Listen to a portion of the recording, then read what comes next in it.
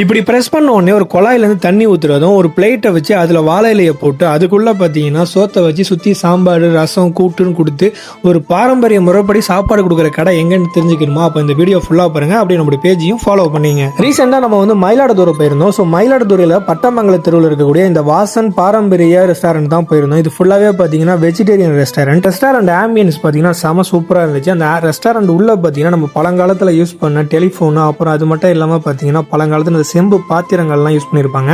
அதில் நிறைய விதமான பொருட்கள் எல்லாமே இருந்துச்சு. ஸோ டிஃப்ரெண்ட்டாக இருந்துச்சு அது பார்க்குறதுக்கு. சாப்பாடு ஒரு பிளேட்டு பார்த்தீங்கன்னா 140 ரூபீஸுக்கு சேல்ஸ் பண்ணாங்க. சாப்பாட்டில் பார்த்தீங்கன்னாக்கா அந்த சோறு, அப்புறம் வந்து சப்பாத்தி, அதுக்கு குருமா, அப்புறம் ரசம், சாம்பார், மோர், தயிர், இப்படி எல்லா விதமான இதுவுமே வச்சு வந்து சேல்ஸ் பண்ணாங்க. அந்த ஒரு பிளேட்டு வந்து பார்த்தீங்கன்னா செம்ம ஃபுல்ஃபில்லாக இருந்துச்சு.